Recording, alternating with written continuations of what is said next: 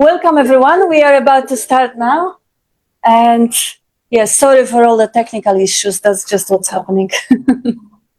And right now we have 4 people with us on Zoom. There might be some more joining. So we have, and also we are streaming to Facebook Live. So there will be people who hopefully will comment and participate through the chat box. But I will mainly rely on you guys to keep the conversation going, because it is always a privilege. And I'm going to just invite the people on Zoom to actually see you. And we have Charlie, and we have Daga, Cliff, Tony, Cheryl, Tony again, and Tony again. and yes, and we have and Dean and Kat and Tanya, and hopefully, yes, the camera will adjust. Good. Yeah. All right. Okay, so so let's get into it. Sorry for the delay again. It is about the basics of non-duality. What we do is, and you're all familiar with Bob's style. He usually gives 20 minutes, half an hour, whatever he was moved to do of the introduction. People often work it in a way of putting people through deep meditation, silence, and then you get the experience, the sample of being, but then you're not in a position of asking questions or actually contributing to the conversation. So this was the style that Bob just stepped down from, because you want to resolve the issues, the questions. You want to see what stands in a way of that natural state, which you can emerge by completely silencing the mind through techniques or practices. But again, when it kicks in, the questions, topics are not resolved. So talking about the natural state, which is underneath the stream of the mind, like all the stream of commentary, which is basically a piece of algorithm, piece of software that is narrating and commenting on everything that is happening. Oh, I want to go to the toilet. Oh, I'm hungry. Well, the body knows that it wants to go to the toilet or that it is hungry without needing to have that narrative being overlaid on top. But the narrative is programmed in the body-mind machine. It is since the time the little child learned language, and it started labeling everything around and make sense and make meaning and relate to the moment the label is stuck here, relate everything to me, I am hungry, or I like this, I don't like that. Everything suddenly, the whole world becomes a relative world, relative in the relation to me. And what is that mean? The assumption is that this body with this biocomputer that runs it, this is who I am. And this assumption is never questioned. And a little child, as it gets along with life, and it keeps the language model gets more and more advanced, like we can see today in the world of AI. As the language model gets more advanced, the child is covering up with a thicker and thicker overlay of the interpretation. And now the world as it is may be completely overlooked, because it is covered up with the cloud of the world of meaning, the world of the relativity. What does it mean to me? How does it stand in relation to me?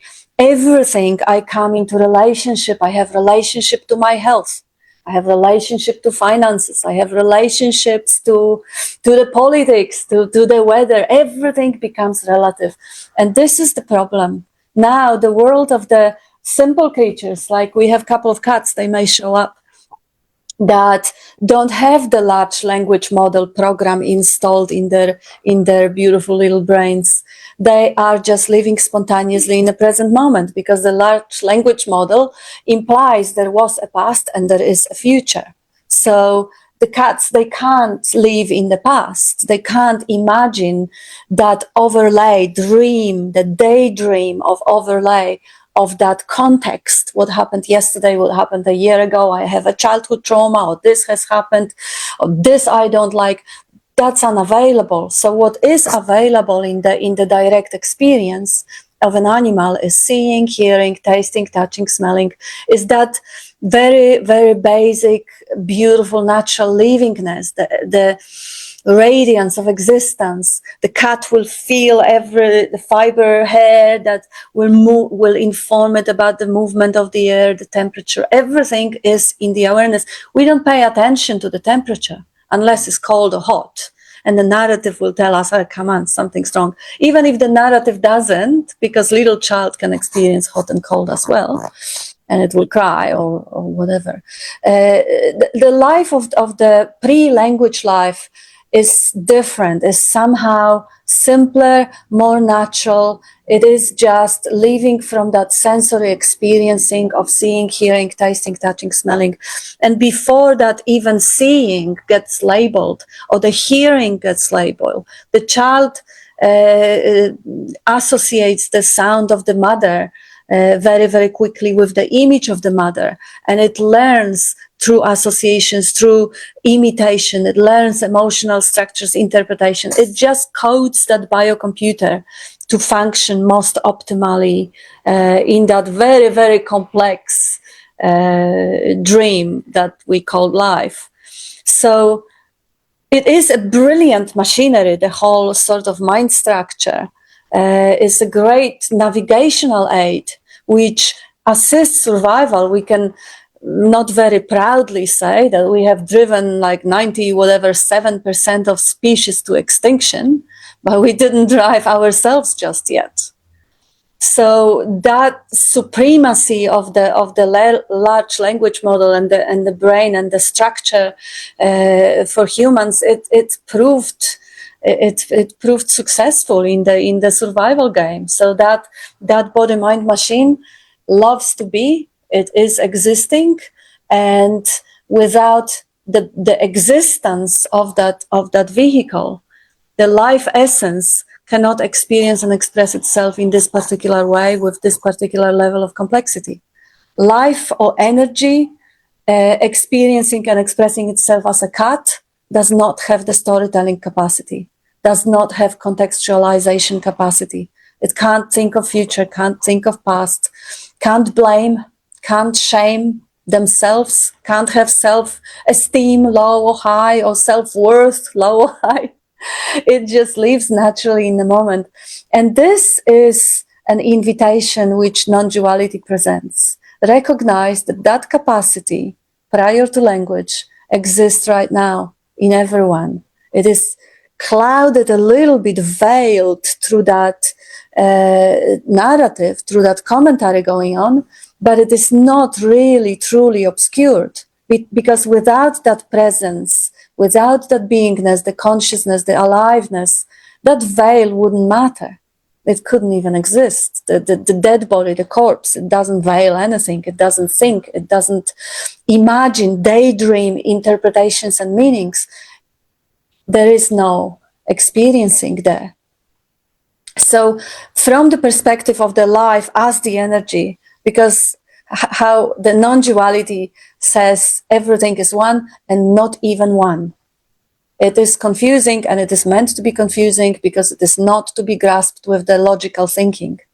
The language is dualistic. It is always black and white, up and down, back and forth, left and right, and everything in between that range. But it is always between the range of the pairs of opposites. And what we are pointing through is beyond language, pointing to is beyond language, beyond the pairs of opposites. So it is beyond the grasp of the duality. You can stick a label on it and deny that label straight away. You can call it God, you can call it intelligence, energy, but put the disclaimer, no, this is not about God or intelligence, energy. This is not about that word or that label. It is not even about it. This is not it. It is closer than your breath. It is the pure singularity. It is the certainty of your own existence right here, right now. You know that you are not unconscious. There is an awareness of being present, of being conscious, of being alive. Of course, it is not an object. Awareness is not something that you point out as something that is arising. No, but the fact that the capacity to know of what is arising is there. The capacity to see the stuff coming up is there. That capacity in itself is the consciousness, and you can't say that it exists because you can't objectify it, but you can't deny it because when things are arising, there is an awareness of things arising. So this is that basic screen or that basic consciousness prior to interpreting itself as me, a person, a label, a person who is female, a person who is middle-aged, a person who is whatever the labels you want to stick on yourself, the profession, the age, the marital status or whatever. So that pure essence of existence, that pure capacity of witnessing whatever is arising in that dream is prior to that mask of identity. The identity, I am this, that, or the other, comes next. So we are pointing to that pure potentiality or the pure witnessing capacity that is always present. It is not to be achieved through practices. It is not to be found through rigorous seeking. It is not to be obtained or purchased. It is not to be gained in the future. It is always here. It's been here. When a little child opens its eyes, it's obvious there is a sentience. We can distinguish dead from alive. It is there all the time. Even if I have the most dense story about poor miserable me suffering immensely all my life and looking for the freedom from that cage of concepts which I encapsulate myself, if not for that life essence fueling and expressing through that thick story, there would be no story. There would be no identity. So it is prior to the story, prior to the identity. It can't be achieved because it's already here.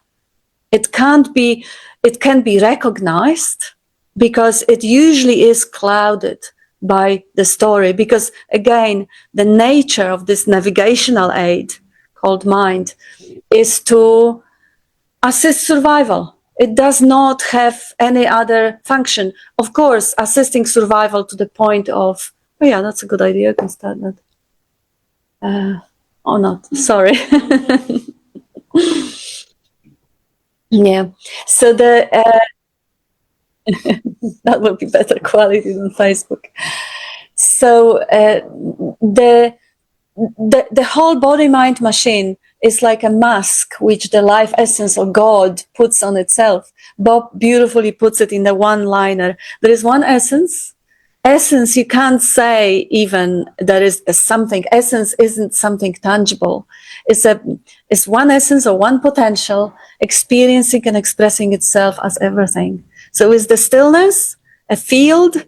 Like, you can compare it to any energy, electricity. There is a field or electromagnetic wave just suffusing the whole space. It isn't there. It potentially is, but it isn't really until you measure it or until you put the device that will transmit it.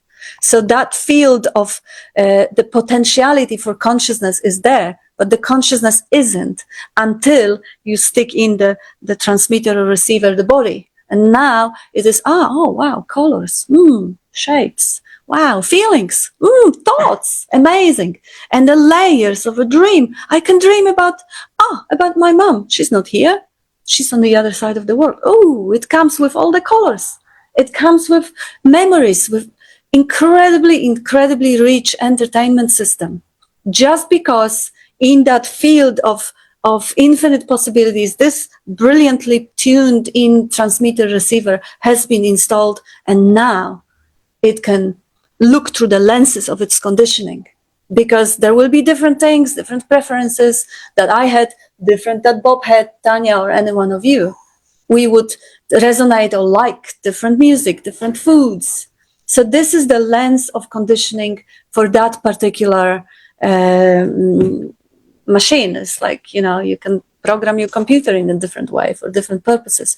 But the main purpose is to survive and thrive. So it is generally biased to run away from pain and generally biased to follow the pleasure.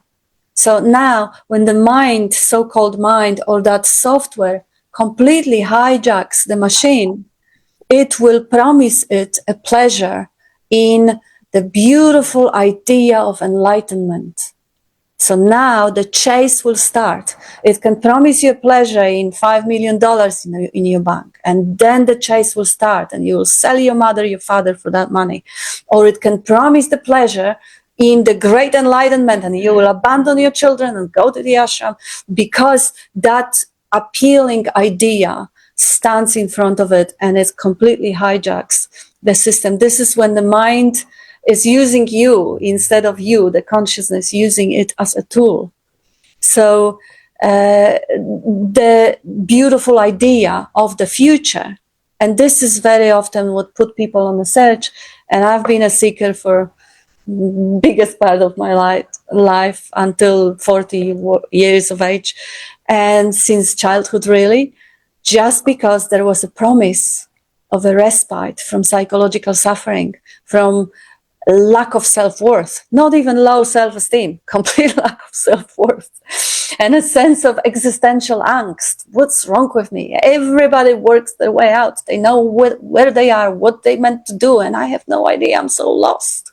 Social awkwardness, anxiety, all that stuff. And there is a promise. If I find that great enlightenment, I could breathe deeply. I'll be holy. I'll be saint. I will never be angry again. I'll never be anxious again. What a dream.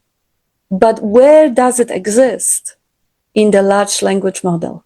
It all exists in the imagination. Imagination promise of the future release of future pleasure. Because enlightenment is an ultimate pleasure. I was actually under the spell that it is a nirvana. It's a state of constant ecstasy, which will, of course, shut the brain through serotonin syndrome within an hour or so. But that didn't really enter the dream. No, in the fantasy, no, it's just going to be, And then you hear about all those great sages and saints and seers sleeping with their young students, or abusing children, or collecting a fleet of Rolls Royces, or being fat like a bloody, eating chocolates from morning to night. What? Aren't they in such state of ecstasy that this thing doesn't even matter? Why would you ever want a chocolate? If your level of bliss is so much higher than a physical pleasure, something doesn't add up. Something's wrong with that picture. Well, of course, it's just a picture. It's just an imagination. And now suddenly that brilliant navigational aid tool, used for the right purpose of investigation, a little bit of a sobriety, down to earth, and checking it out, all those claims, verifying. And Bob has, again, a few beautiful ways of pointing out how the investigation is to be done. The basic shortcut, straight away cutting off the mind and verifying the presence, the existence, is the title of a book. What's wrong with right now if you don't think about it? Oh, wait a minute, let me see. Oh. Yeah, this is a thought. What's wrong with right now without the thought? Yeah, but this is also a thought. Okay, shit, nothing. Okay, that's only the first step. Nothing is wrong if you don't think. Every problem you could ever conceive of is a thought.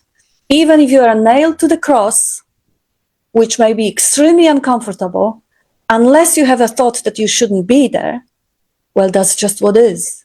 Without the thought, that's just what is. But what happens? The thought is paused. There is no problem, obviously. But you didn't disappear. You're still existing. There is still presence of consciousness. There is still aliveness. There is still beingness there.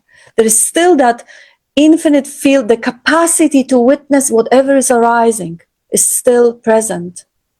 So the misidentification that I am my thinking, I am my mind, I am the belief that, oh, I am a person, I'm the problem, this is naturally broken. I exist prior to anything the mind have to say. And what else the mind have to say? This is wrong, that is wrong, this is wrong. It also tells me what I am. I am the person, I am the body. Without that thought, When I pause the thought, what's wrong right now if I don't think about it? Who am I right now if I don't think about it? Who am I? Let me see. What can I say about it? I exist, that we've already established, but what am I without the thought? What, am I still that woman, middle-aged, whatever? That's all thoughts. Am I still in this location or in this relationships with the 10,000 things around? That's all thoughts. This is all imagination. So who am I? I don't know. I don't know. How could I possibly know? Anything that I will have to say will be an objectification in the language or piece of imagination. I cannot know that. How could I possibly know what I am? I can only imagine what I am. But can I not know that I am? And this is great mantra. Can I not know that I am? Try and not know that you are. See how successful you're going to be. Or try to not be.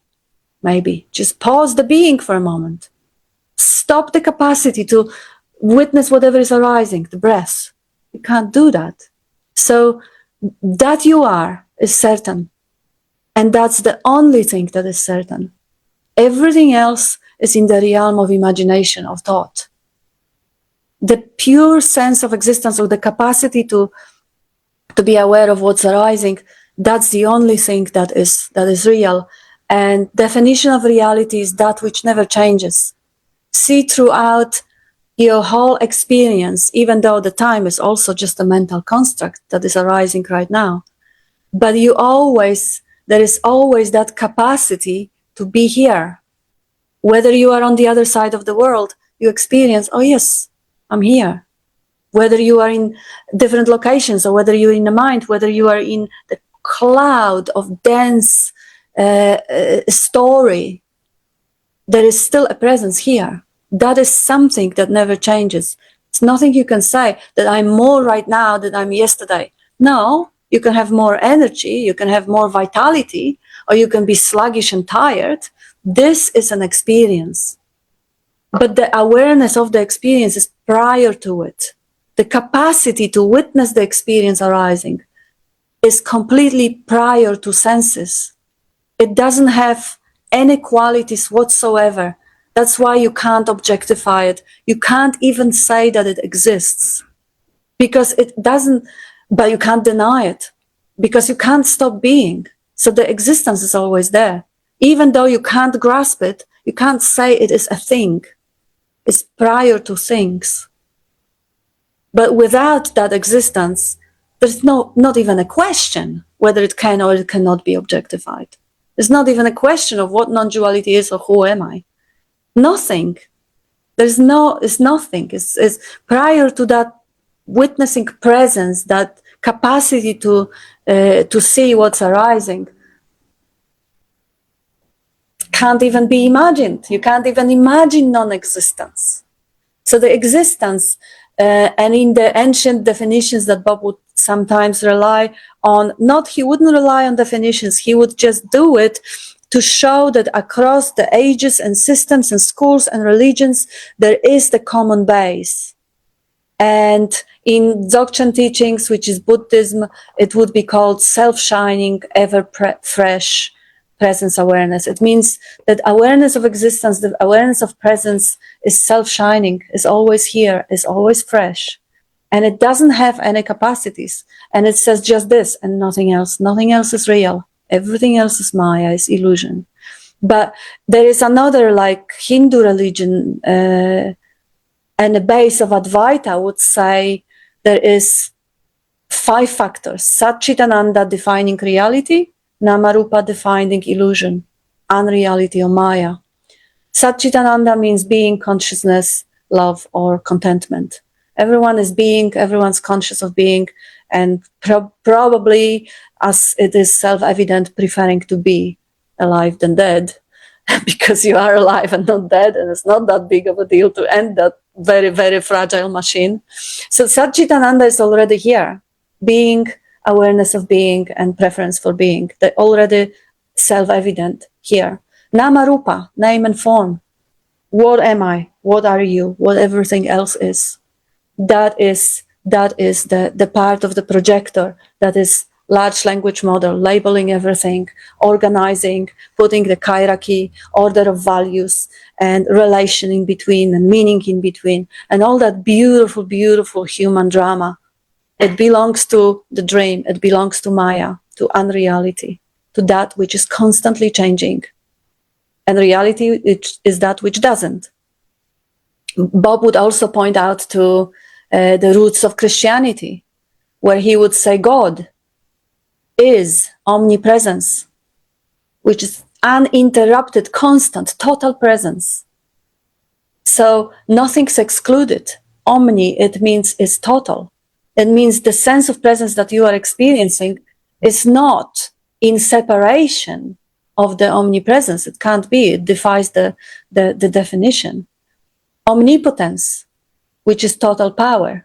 Any power, the power to speak, to see, to hear, the power to experience, any power, power to move the planets around the sun, power to change the weather inside the body, which is mood, all of that is not separate or away from that omnipotence. And omniscience, of course, the capacity to know, the cognizing capacity. Another label Bob used to like also was cognizing emptiness, because there is nothing you can actually say about that basic presence. Emptiness is a fairly good word, but it's not completely exhausting it is missing out on that cognitive capacity. It's a conscious emptiness, sentient emptiness, cognizing emptiness. But those are all labels. And the problem with the labels is that it is always spoken in the third person. This is it. While what we're pointing out is not it. Is that I am. Is the sense of existence that is present right here, closer than the breath, closer than your face. So this is really the basics. And I think that's enough. Yeah. So now we invite everyone to participate, and everyone knows that they exist, and everyone resonates with some of the pointers. Sharing what works is always not only reinforcing that clarity, but it's also offering that beautiful transmission of that one essence speaking through that body-mind vehicle. And I often experience on Bob's meetings, especially when I was a seeker, that I would hear it more clearly from people who were still seeking, but understood one or two things, because they were closer to my wavelength than Bob with 40 or 50 years of clarity. So it is always even good to repeat what resonated. I would often ask on the meetings people, okay, what part of Bob's spiel was the highlighted? Just bring it up, just say it in your own words. But we also welcome any questions, any arguments, love it.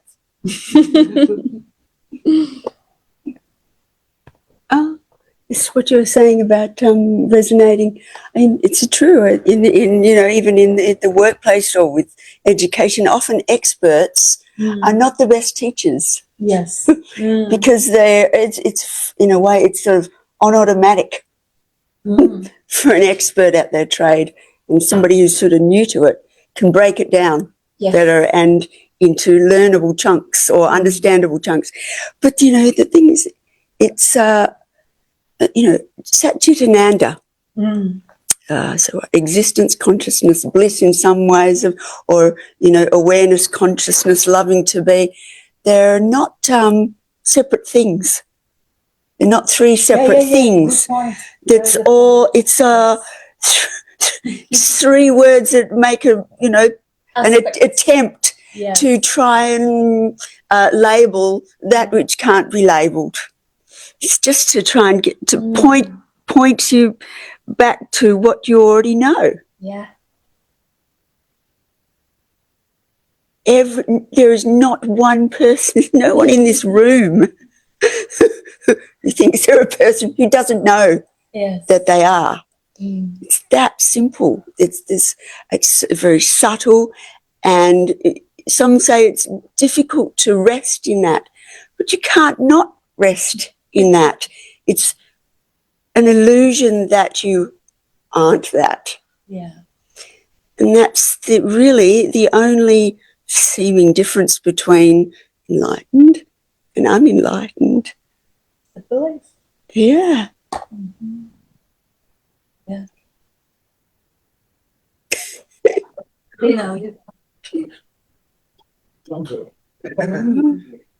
Good day. Yes, I like that. Thanks for the spiel, Kat. Yeah, I like. That's my go-to is what's wrong with right now without a thought, and really, if you just really pause and drop the thoughts, that completely die down and realise that you are that beingness without a thought, and you can listen and hear the sounds, experience the sights around you, and realise that is that awareness itself. That is just the beingness. And instead of thinking that like the cars and the trams are out there and I'm hearing them or I'm experiencing them, it just is. It really is the awareness in a whole sort of, I could say 3D world, but that whole thing is the livingness and the intelligence. And we think we're the intelligent thing, that we know it and we are experiencing it and doing stuff, but it is just happening. You know, like the trees are growing, the birds are doing their thing, the earthworms are going through the soil. That's the intelligence also. And they probably all think they're very intelligent doing it or whatever if they can think. But it is just that functioning always in the here and now. But then the mind will come in, you know, I'll be preparing something or getting something ready, and then it's all just happening, and I'm thinking I'll put this with that, and then I think, oh, I should be eating more of this or that, and going out to dinner too much, maybe I should, and suddenly the mind goes into this idea of self and that somehow I can drive the events and make them happen my way. It's like a little thing arises in the thinking that it imagines itself to have the power to direct it and make it go a certain way. But it can't, you know. Try your best to try and make things happen the way you want them to happen. And you know from experience it doesn't turn out the way you think it's going to turn out. And it's like knowing that intelligence is driving it all is, you know, the best things that happen in life, you didn't plan them, you know, they just come. And the worst things that happen in your life, you certainly don't plan them, and they just come. And the way through it turns out in a mysterious way, whether it's a good thing or a bad thing. And then you can't really say that either unless you think about it, whether it's good or bad, and compare it to previous experience.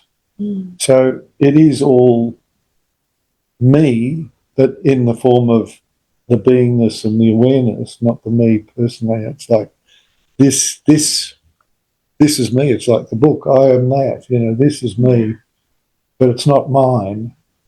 As soon as I think mine, that relates to something that thinks it can drive and control it and own it and make it happen. So it's simple unless you're thinking about it, but that's the mind tries to work it out and put it in a box and put it in your back pocket and think, I'll have another look at this at lunchtime, but it doesn't work that way. Yeah. Because the mind can't control, can't comprehend the wholeness of it, you know, the mind can't understand it. Yeah. So that's my little... That's so important. Spill for now. Yeah. Yeah. Anyone? Yeah. No, I don't have anything to say.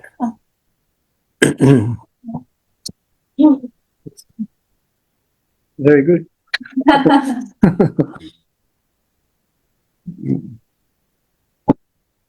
You know, like I don't know. Sometimes everything seen like just collapses into absolute simplicity. So even Satchitananda that we're talking about, that we mentioned, being like even that can become is a concept. Everything is a concept on some level or another. Being knowing that you are. Oh, I can't even say I know that I am in one way. All I can say is that is it's this is it.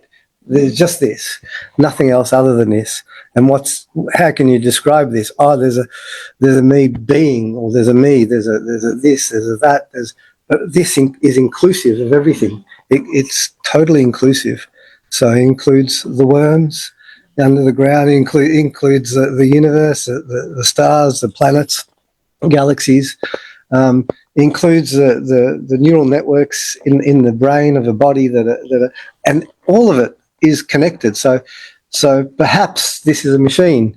This is just a model or just a description of things. I'm not saying this is how it is. I have no idea how anything is. No one has any idea of how anything actually of what reality is.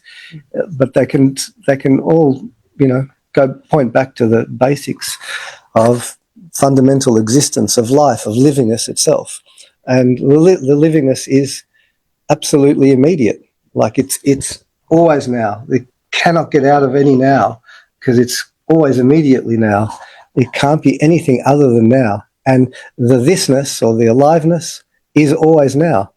And in that now, there may seem to be like a machinery of a body. And it seems like the whole universe is conspired to fire neurons and chemistry and networks to make it move the hand here, to make that next word sound, to formulate and even to make a thought appear or to be registered. So there's no one actually doing it, and there is no the time is a linear thing that's just appearing due to some processes in the brain which are influenced by the whole of creation. So where the hell can anyone find anything of like to grab onto or to say this is my reference point, this is where I'm functioning from, or this is where I'm behaving or acting or thinking or being? Like, you don't actually know. You can't. It's unfathomable. And it just so you can see that any movement to try and resolve this situation of who am I or what this is or what life is or even non-duality is all conceptual, and it has to on some level, like, well, I guess it doesn't have to. It just does what it does. It's mysterious. But it seems like here this machine just seems to crumble. Not crumble in any way like in dysfunction. It crumbles in the search, like the search to try and find and to try and like the energy that fires the neurons to make it look and seek and find answers. and then all there is functioning, and all there is this, and all there is this in the infinite array, in the infinite tapestry of behaviors, of thoughts, of feelings, of emotions, of seemingly interactions, of seemingly distance, space, dimensionality, time. Like all of these are like appearances in that which is not even an appearance. In a sense, I mean, you could say that it appears, but how it appears or what appears is unknowable. The appearance is the existence, is the livingness, is the life itself, is the essence.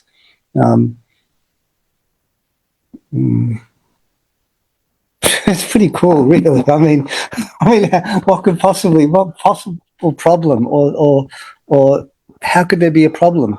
Really, how can a problem even exist if it's absolute? It's a circus of little thoughts saying, appearing. Who are they appearing for? What are they appearing on? They're just appearing to say, oh, I am separate, or I am this, or I am that, or there is time, or tomorrow I'll be better, or I'm bad because of yesterday, or whatever it is this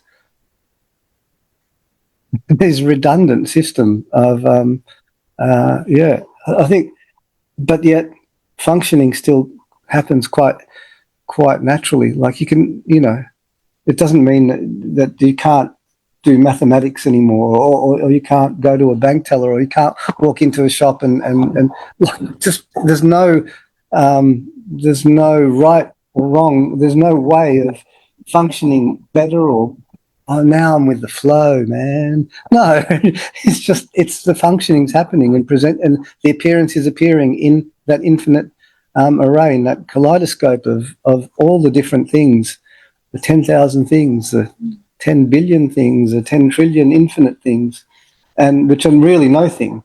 Because if all there is immediately now and present, what's solid, what actual is the substance, this substance? It's seemingly real, and you could call it real, you could call it unreal, you could call it anything you want. But what is it? Well, maybe if you examine, everything I'm discussing, everything that is being discussed is really descriptions of, this is breaking it down, but breaking it up in a sense, because you could call it all energy. So every thought, every feeling, every emotion, everything, this chair, this table, this hand, this movement, it's all energy appearing to vibrate in different ways, different frequencies, different levels of vibration, which create the illusion of solidity, create the illusion of space, create the illusion of time, create the illusion of thoughts, create everything to appear to be real. And, like you just close your eyes or you go into deep sleep at night, boom, it's all gone. It's all finished. Like there's nothing real. There's nothing there. It's so, in a sense, like the emptiness is this space, emptiness vibrating, and the emptiness is the intelligence energy vibrating to appear as the 10,000 things. And the appearance of a character in that is one of the 10,000 things. Is not better or worse or higher or lower or superior. So any thought that can tell you anything there's no belief, there's no thought that has any substance or any truth. So what happens now? It's party time. It's celebration. It's the enjoyment of life, and all of it, all of what that appears to be, all of how that presents, with its tragedies, with its dramas, with its beauty and magic and creativity and all these different things, and then, like every night, completely ends off. Yeah, it's all off. Yeah. Well, I like what you're saying. It's just energy. It's energy, and then awareness gives it form. That's when the awareness falls on that energy in some way that seems to give it structure and form, and the mind gives it meaning from memory and experience, interpreting it a certain way and putting a certain label on it. But it really is just energy appearing in a form interpreted by the mind and labelled good or bad, or think it's me doing it. That there's someone there observing it or even thinking it is just another thought anyway. It is just that thinking energy appearing again, interpreting and labelling it and trying to own it or direct it or whatever. It is just that. And it's just to, as you say, it's party time in that way. It's all you can say is you're living it, or you're being lived. Yeah, really, yeah. You're not even living it. You're being lived, taken on this amazing trip that you could call experience. Yeah.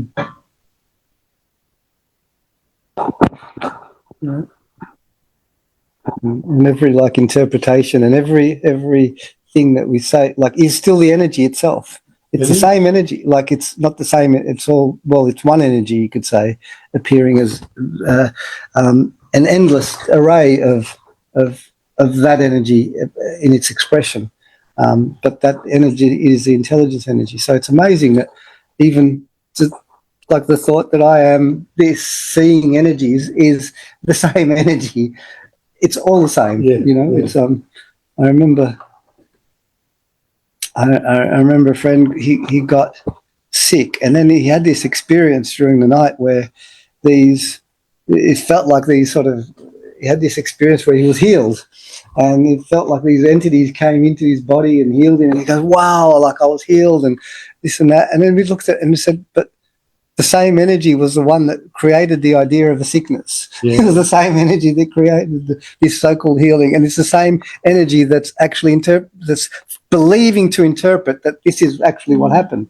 It's the same energy. It's the same show. Like it's one show appearing as an infinite array of colours and patterns and descriptions and labels and God knows what. Same guy who got you sick in the first place cured you. This is the same light behind, you know, when you watch the movie casted on the screen, is the same light going through that film that makes the villain and the hero. And we have a couple of comments from our online community, and you guys also who are with us on Zoom, you are most welcome to contribute as well. And we have here good morning messages, and we have love sent from Jenny. And Sandy says, love listening to you, Kat, and your clarity. What's wrong with right now is also my favorite, especially when I forget. Remember Bob saying, oh, bugger, it's just did some funny thing here, the phone. Okay. Remember Bob saying he understood completely when he was with Nisargadatta. Then afterwards, he'd get caught up in the mind again. Then he would have the recognition that it was just more of the same old crap. That works for me too. Yeah, it's a habit. It's a persistent habit. The computer has been conditioned to constantly narrate. But when the spell is broken, and one of Bob's another prominent pointer was, watch the machine, watch it's working, see the magic trick. Once you see how it functions, how it always labels, how it always relates, then it becomes entertaining. It isn't personal anymore. Even when the mind says, oh, this is happening to me, this is important, this is serious, what am I going to do about that? Yes, I understand all that crap, but you know what? My child is being bullied. This is important. Now, when you see how in the presence of thought, everything, the whole system winds up, and that you see the whole dynamic as another way the machine is responding to its conditioning. Then, even though it will perpetuate, it's not that you suddenly, I don't care about the kid, let him be beaten up, whatever. No, there is no possibility like that. The machine will do whatever the machine is designed to do. But there is a little bit of the free attention there in the background saying, ooh, wow, what a ride. Now this body is angry and is shaking, it's shaking, it's shaking. And there is still the awareness of the shaking. Ooh, wow. So now the shaking of the body, the narrative talking about me, serious, is not personal anymore and is not serious anymore. It still goes on because that's how the machine is designed. Just like the airplane will fly and the boat will sail. And this machine will keep narrating and doing whatever is being designed and relating as well. But now the recognition that I am prior to all that, to all that biocomputer doing its thing, witnessing its working and seeing it as completely mechanical. There is nothing conscious about any activity performed by the biocomputer, whether it is reading a book or whether it is writing a script or whether it is fighting with someone or whether it is making love. It makes no difference. It is all part of the way the machine functions. The conscious element is the presence, is the screen, witnessing, the cognizing emptiness, witnessing the autopilot function. of being kind, of being unkind, of being angry, or being polite, whatever it is conditioned, because we have also the societal rule that yes, kindness is rewarded and unkindness is punishable, because this is good and this is bad. This whole ethical, moral system is part of the conditioning of the machine. And this is not to say that there is anything wrong with that. It's quite wonderful, all of it. And it is not to say that there should be no attraction towards the goodness. Well, appropriately conditioned machine absolutely should be attracted to the goodness, because in the long run it pays off in a survival. It gives you the allies and the friends and all of that. But demystifying the whole working of the machine and making it all equally impersonal. I'm the presence, the only conscious element, witnessing, cognizing emptiness. Now the machine is kind. What does it have to do with me? I'm not the doer. The machine is unkind. I'm not going to feel guilty about that. This is also a program. Suddenly, the spell is broken. And then initially it starts from, oh yeah, okay, this is all just happening. This is spiritual bypass. I'm not the doer, I'm not responsible. Now, there's no one there. It's much, much further than just denying any responsibility. The truth is, if the machine is conditioned to show up on the appointment, to take responsibility for kids, and it's always been doing it, there is no way it will stop. Just like the animals, they look after their young, they show up to their commitments, they find the food, they show up for everything that the body is conditioned to do. The presence or absence of narrative does not change that deep conditioning. Realizing that I'm not the doer is a spiritual bypass or shortcut, maybe one could say, but it isn't the truth. What it means, I am not the doer, so who am I? Oh yeah, I don't know, I'll find out, but I'm not the doer, so if I slap you in the face, it's not my fault. Oh, I'm not responsible for it. No, it's simpler than that. It's not that there is someone there hidden somewhere who is not the doer, not guilty, not responsible. Simpler than that. There's no one there. There's no one there to be or not to be the doer. There's no one there to have or not to have free will. There is no one there to make mistake, get things wrong, get things right. No one there. It's just that same energy that is leading the lamp, that is powering the computer, that is powering this device and making it see, hear, taste, touch, smell, speak in particular way, focus on particular topics, prefer particular hobbies or other things. Nothing conscious about it. The presence, the witnessing, that light presence, just, wow, amazing. Not even amazing, it's completely neutral.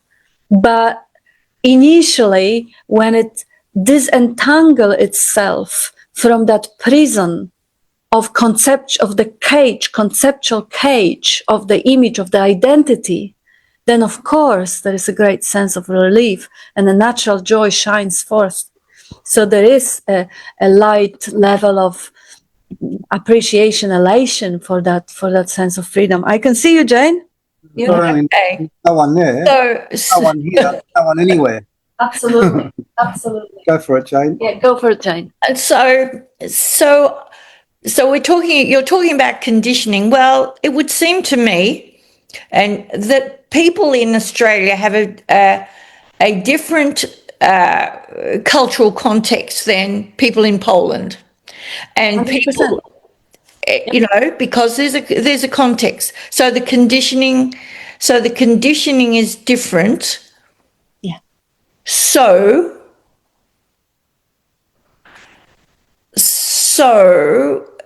what we say is, that the all-pervading oneness doesn't change. We come in, people or bodies come in and come out, but it's all the same. But conditioning is different in different places, and things. So if we've got a war in the Middle East, and I'm probably speaking for many other people who would have this same issue at the moment, that environment shapes the conditioning. Totally. N'est-ce pas, doesn't it? 100%. Conditioning, yeah, it changes the conditioning. So Yes. with the change conditioning, the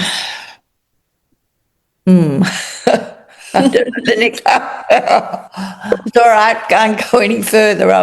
No, that's perfect. Perfect. You can see that this life essence is expressing itself through all the 10,000 things: weathers, countries, planets, blood cells, thoughts, feelings, humans. Every human, every thought, every cell is unique, different.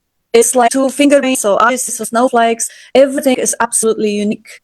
Every expression is unique. I understand that, but what you would therefore get, wouldn't you? It's not all the same. In the final analysis, the all-pervading oneness is the same.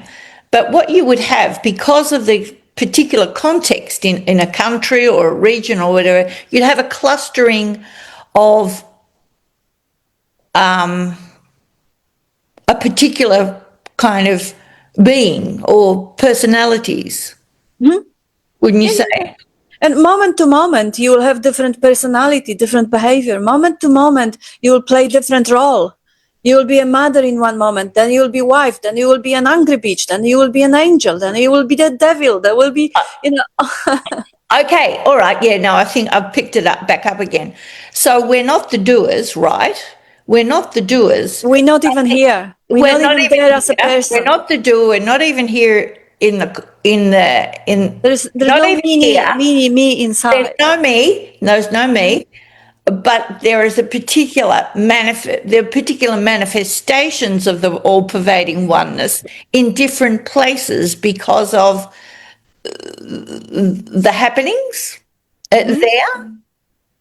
Yes, it expresses itself, like when you look at the electricity, it is a light expressing through the lamp. It is the heat expressing through the toaster. It is a spin expressing through the washing machine, or it is a vacuum. Is that energy has infinite potential to express in the infinite amount of ways. Yes, but the context of that expression will shape. Yes, because there is no separation.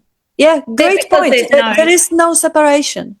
So because environment and the body are one, look, like I am breathing the air from the environment. Yes. If there was no people in the room, I wouldn't speak what I'm speaking right now. If there was no food, everything is one, appearing in a different forms, and they interconnected. Can you draw a line or give me a border around environment?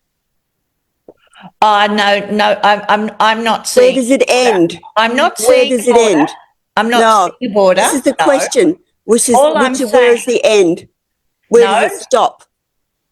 No, I'm not saying that. Oh, okay, but you could say that.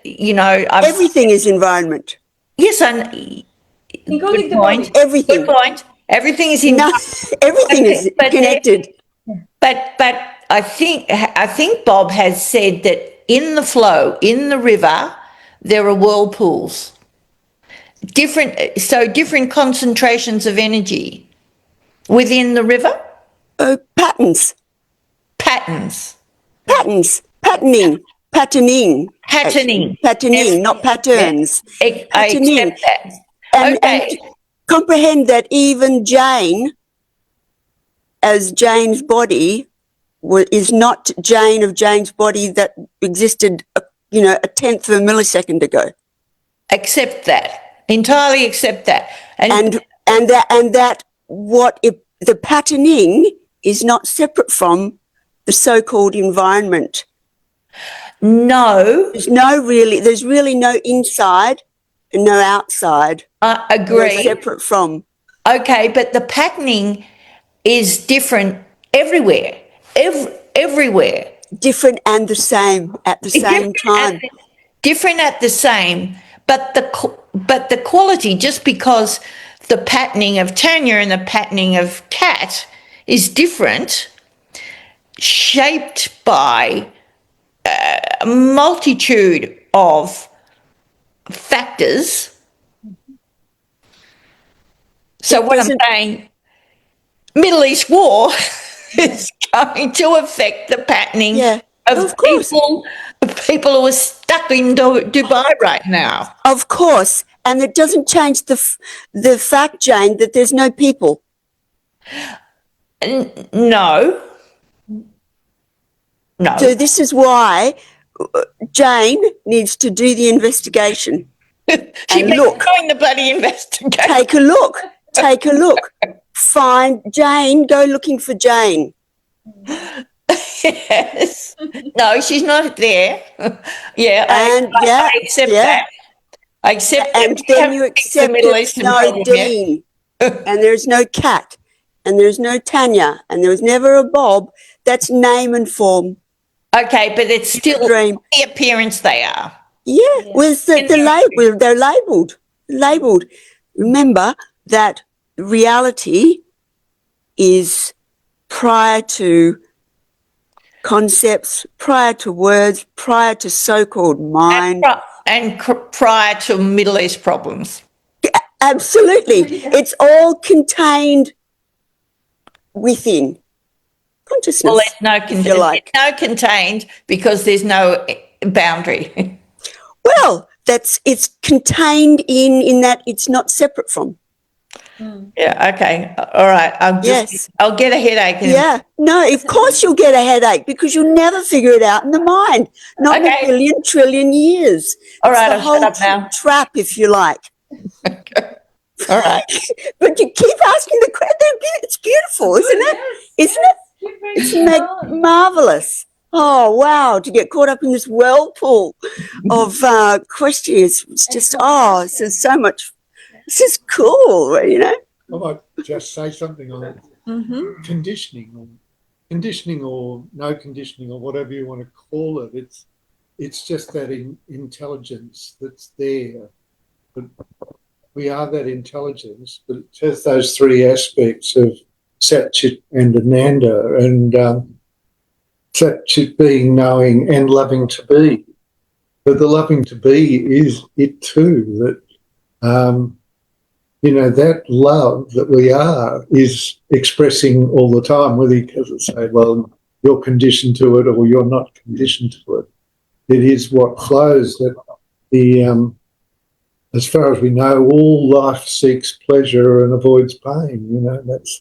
That's part of it. And when we're talking before, we said, well, let's party. It's like, well, in the knowing of this, let's enjoy it and get together and share that love. We don't say, well, we'll get together and kill each other and make life as unpleasant as possible. So that spreading of the Ananda is part of life too. It is us. It is us. Though it seems like pleasure and pain come about in equal amounts, but wanting to be the love is innate in us anyway. It's in the animals and it's in life in general. That's I see it. It's not an individual thing though. It's just life. Life as life appears, and in Nisargadatta, there's a chapter called "Be Happy, Make Happy." That's part of it. Yeah. And he would also say, recognize love behind everything. Yeah. Everything is love, Fear is love for survival. Anger is love for justice. There's a great little book called Love is Letting Go of Fear, that the only thing that gets in the way of being knowing and loving to be is the mind creating fear scenarios and fear and driving the war in the Middle East. What is fear other than loving to be? Yes. Yeah, that's right. Exactly. It's just filtered through the mind, through the biocomputer, which interprets it and puts a story. Yeah, because everything there is, if it is all one, Bob would often say, you may as well call it love, but know how to see everything as love, because the way the mind divides, it will say this is love and this isn't love. this is love and this is call for love, or this is love and this is fear. Yeah. But if you go back to the essence, which you can call it heart, Bob would say, you can just think of a core or the essence. Every motivation of every action is love of being, full That's right. stop. Because you can't stop being and you can't stop to love either, it is your essence. Mm. Anyone? Mike? Charlie? Oh, Naga. Yes. Thank you. Okay, well, this is the first time me speaking, so I don't, I worry that I will struggle to express like everything, that's in my head. But I really sort of aligned like with what you were saying, Kat, earlier about the journey, the sort of the seeking journey, and I just wanted to share that I sometimes, again, this is super conceptual, right? This is the brain, mind naming it. But sometimes I think about my life, like before this awareness of everything that we're discussing, right? Of the totality and the energy, that just everything being nothing and everything at the same time. And it's paradoxical because I feel like that's old daga from before the awareness. Life was like simpler, but also not. It was more difficult and sort of, but at the same time, it was easier. And then I feel like since the awareness, again, it's sort of both easier in many ways and then sometimes more difficult because you get into the sort of questioning, the sort of, seeking answers. And it's almost like, it's just a paradoxical, beautiful thing of feeling calmer and better because you have the awareness of like everything is nothing and everything is everything. And I really sort of I really share everything that's been shared today. But at the same time, sometimes you think like, oh my God, like I just wish I almost didn't have this awareness, this sort of depth, because back before the awareness, you were just sort of going on with all the external appearances, the external tasks, and it was so simple. You just like were chasing the next new car or chasing the career, and you thought that's all. Like it was sort of simpler on that level, if that makes sense. But actually, of course, it wasn't, because the time came where you realized this is all sort of bullshit, and it's also like sort of shallow. So it's fascinating to listen to this discussion and and sort of see these patterns and see all those thoughts and have it, Did you want to answer to it, or should I say? No, it's so sweet. Yeah, you keep the mic. And yeah, I'm just gonna say, I wonder, if you kind of remember how it was to have that restlessness of I have to get it, I don't know how to get it, because the peace of having the clarity that nothing needs to be any different than how it is. This present moment as it is, it's just pure perfection, to just rest in it. It's almost blissy. But the moment mind comes into it and start comparing, what happened when I was still seeking, or what happened before I was even seeking? There is a life before I was seeking where, everything was so solid and so real. The mountains were high and the rivers were deep, like in a Zen fables. And it was so real. And then the seeking started. Everything started being questioned. The mountains weren't the mountains anymore, and the rivers weren't the rivers anymore. Everything was confusing. I don't know where I am. Shit, this is really difficult. And now, the third spinning of the wheel, where it actually realized that nothing ever happened, and yet it still occurs right in front of me. I can just watch the show. The river still looks like rivers. The mountains look like the mountains. Nothing is wrong, until the mind comes up and it says, oh no, it was better then, or is it better now, or is shit, what am I gonna make of it? Then the whole restlessness comes with it. But when there is this restful, just Yes, form is emptiness, emptiness is form. Look at this incredible display, and it's happened to no one, but yet it is happening in the consciousness that I am. But I, not as I, defined person who needs to run behind every thread and chase and find and grasp, but I, the all-embracing, limitless, timeless, spaceless, birthless, definitionless, because I don't even give a shit what is the description of it. I don't care. There's no one there to care. So this one is a place where it is incomparable, because the mind doesn't even come in to compare. But at the same time, I totally hear you. Yes, there is a place where, you know, like I know people who You're like one step that way and one Yes. this way and one that way, and you're like, yeah, it is still a subtle seeking mode when they are glimpses, the profound moments. Like I would go to India and have no self sort of experience of just cruising, moving with the river of life for 2 weeks, even a month. And then I would come back to Poland, and after 2 weeks, the self center started rebuilding itself. And oh shit, you know, no, he shouldn't be looking at me like this. Oh, this one is. And then this whole cage of concepts get tighter and tighter again, and in no time, shit, I am this limited, poor, miserable little human again. How do I get out of myself?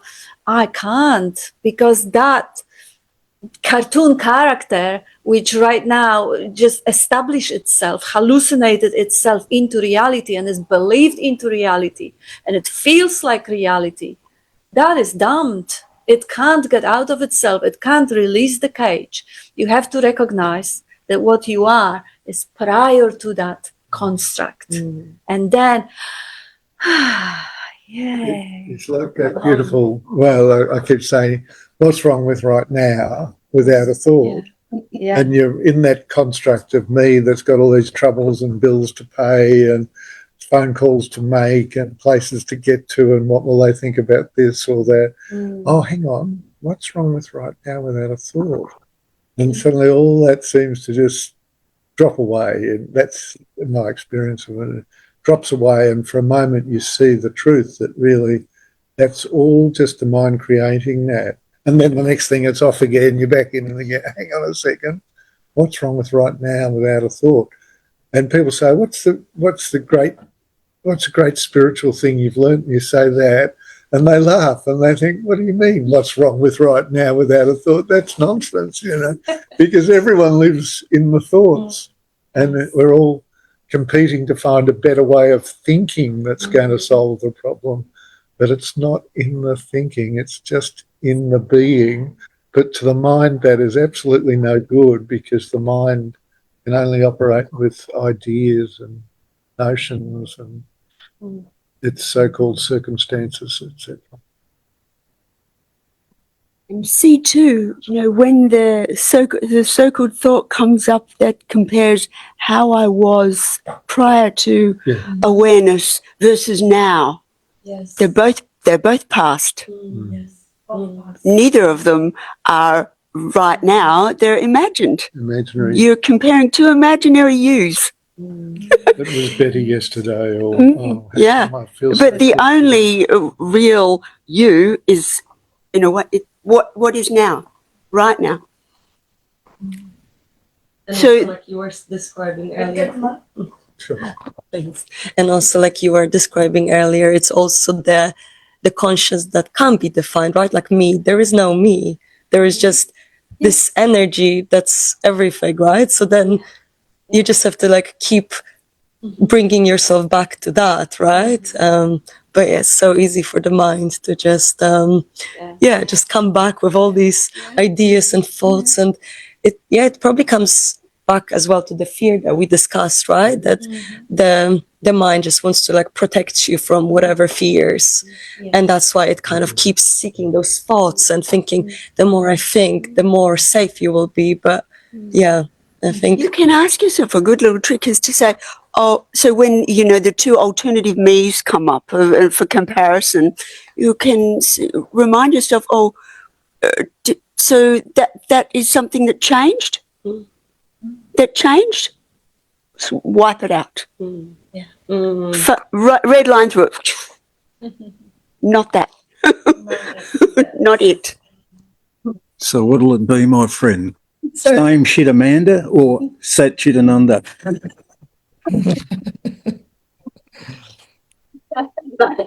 same shit, different day. Yeah. Beautiful.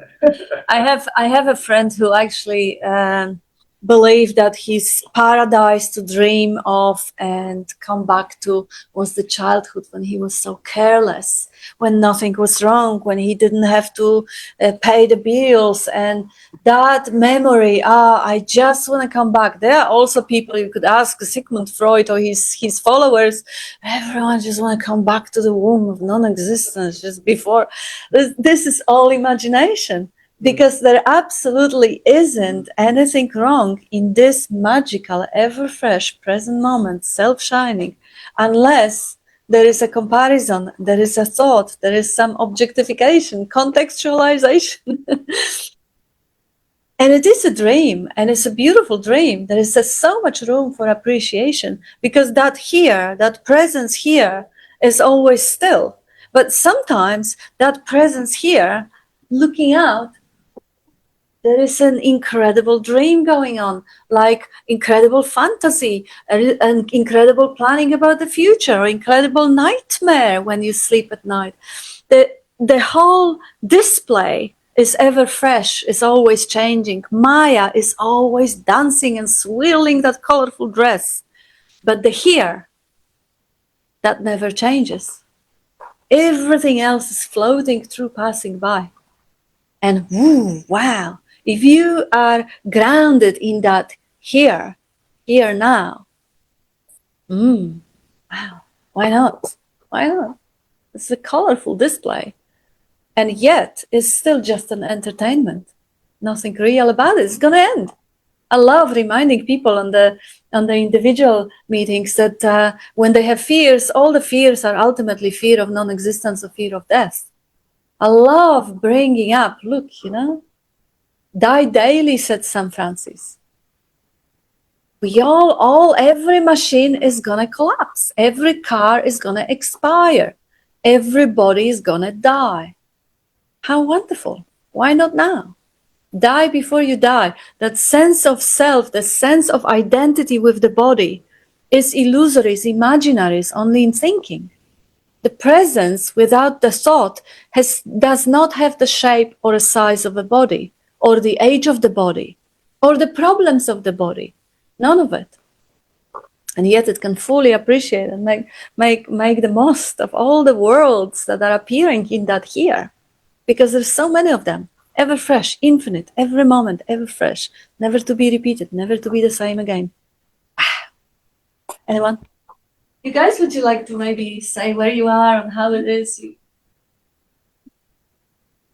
Hi, I've just come off a Zen retreat in India for the last 5 days, and I suppose I've got a history that goes back with 30, 40 years of meditation involvement in Buddhism and all these sorts of things. But I've also originally saw Bob here about nearly 15 or 20 years ago. I've got a sort of history going back through non-duality as well. So the idea of going on a Zen retreat was a little bit sort of going against my grain. I didn't really want to do a kind of practice as such, but I thought here's an opportunity just to be sort of still and quiet and just see kind of what happens. And I know. and then quite quickly, the term Sat Chitananda has come up like a number of times here, but that was the experience. It was just this sort of gentle dropping into being, kind of being aware, and with that come Ananda. I think it's often translated as bliss, but also as like just contentment or feeling settled or whatever. I think bliss is perhaps, sometimes it was bliss, but sometimes I think that's maybe too strong a word, but just to kind of ease really. And that was very much kind of the flavor of the retreat. And what I was using for, I was using some pointers while I was there, and the person that I really resonate with the most, it's probably sacrilegious to say this in this room, but even more so than Bob, is actually John Wheeler. I really love his work. I just think his clarity is just something else. And so I was using his kind of pointers, and at times it was, a bit of disturbance would come into the mind, the kind of, thinking process would kick back in, identify, all that kind of stuff, and how easy it is to kind of get caught up in that. And the kind of insight that happened was just, where are these thoughts kind of happening? They're just happening here in presence awareness. It's like, wow, it's like that just breaks the cycle somehow. That's what I wanted to share. That's beautiful. How about you, Sean? Well, I think I too was with Tony when I saw Bob some time ago. I guess I have I'm holding an opinion that I'm pretty sort of dense with the I, the sort of thinking and machinations and all that. That's such a beautiful way to put it. I'm holding an opinion. Yeah, and I think I kind of do I see it? I know I kind of recognize it, but it doesn't seem to be enough that I'm that free of it. So, pardon? I want more. Yeah, maybe that's More pleasure. yeah, maybe that is sort of something that's going on. I think there's a fair amount of judging of, this, I'm not doing this very well, or I haven't kind of got this, or this isn't, this is probably a fair amount of that. Yeah, and, also sort of a recognition of the smallness of the I experience, like, how like before, I will observe myself going from one thing to another. And there's also a part of me that just goes, it's just so tedious, just what you're doing is just so tedious. What is this? This is just, and, so I kind of see that show in myself. Yeah, I know, don't know what to say. That's pretty beautiful that you are aware of all those dynamics happening. Oh yeah. The one, and sometimes I'm fighting, like I get into this kind of, I try to sort of either make it go away, or I'll just go, and then I'll kind of, there'll be a whole mental sort of thing of, oh, well, you're fighting, or you're disappointed, or sometimes the streams of things that are going on are so subtle that I can't even catch it. It's not even formulated into words. It's just that it's somewhere in my psyche is kind of building things. Okay. So it's not even words. It's not, it's just, it's happened. subtle energy of, a little bit. This was what I was going to ask, and you described it beautifully. If there is a subtle layer still, like, nah, not just this, not yet, nah, there is a subtle level of disappointment, subtle level of comparing, judging. It is still the mind, if you can include it in observation. But the last, you see the stepping back into that sense of presence. This one is always light. It is space-like. Yeah. It is completely neutral. It doesn't judge anything. I know, and I see. So and through sort of times, I've kind of been like with Tony. I've been sort of investigating, for some time with interims of bringing up children and stuff. But the I attaches to the looking and the. On really sort of subtle level, it'll come in so fast to I am looking here, I am seeing, and then there'll be the next eye will go, well, I am seeing that the eye. And it's just like, oh, for fuck's sake, when are you gonna? What is the? And it just keeps on. It's like one of those mirrors that keeps on. There's two mirrors, right? The mind looping. The mind's just looping in this thing, and then occasionally there'll be a dropping of that. When you see the whole looping. You see the looping. It's quite hard to get out of the looping sometimes, I guess. But it's just, it gets the sort of minuscule frustration gets kind of finer and finer and finer, but it's still kind of like, what? I'm just completely and utterly trapped in this. This is just like is like, there's no going away. That Tony on the last retreat brought up this, I think he was joking, but I don't even know whether it's a real thing, but he said, I was in Cohen of the goose in the bottle.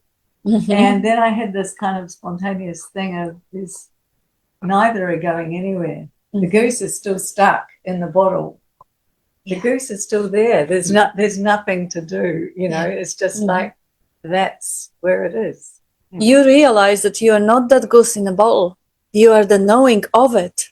Like, you know, seeing, the moment the seeing is associated with I am seeing the judgment, and I am seeing the one seeing the judgment, and I am seeing the one seeing the one who is seeing the judgment, there is still the I attached to the seeing. But see, without the thought I, seeing is happening without the thought I.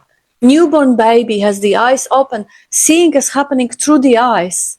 There is no person doing it. Like the heartbeat is happening. You're not beating your heart. It's spontaneous. In the same way, thinking. Bob has this beautiful pointer. What's your next thought gonna be?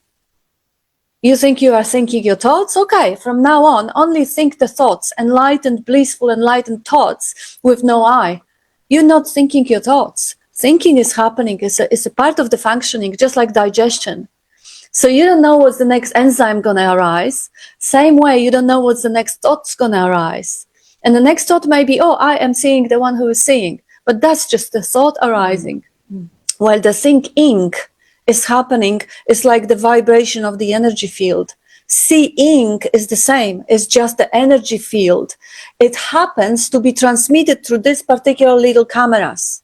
Like the camera here on the laptop, the computer, if it could have the AI assistant, it would say, yes, I'm seeing you and I'm looking. But you know, there is no one there that is actually seeing. It's just the electricity going through the software and through the camera, and that's what is seeing. Same here is the energy of life looking through this camera, seeing, and the narrative comes on top and narrates, this is I am seeing. There is no one there seeing. Seeing, like digestion, like thinking, like hearing, is an automatic function.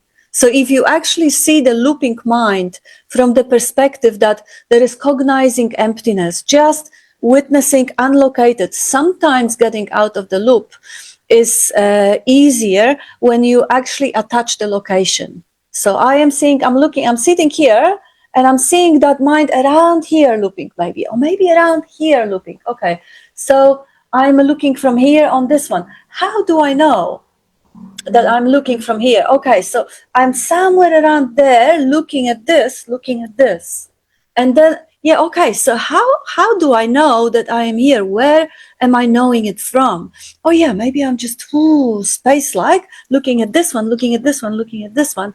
And every step back, you're more spacious and dissolving. And then suddenly you realize that, oh, the knowing is completely unlocatable. All you can say about it is here, and the mind will assume a location of here. We'll put one cloud there, one cloud there, one cloud there, but it is only an assumption based on imagination of space. All you can say, here, seeing, hearing, here. But location sometimes flips the loop. It used to flip the loop for me. Yeah, I understand that. Yeah. There we are. Thank you. So did you want to say something, Benjamin? I see you on mute. Huh? No. Okay. You're not on mute. Okay. So thank you, everyone. Thank you guys for hanging out with us. Thank you, Rohan.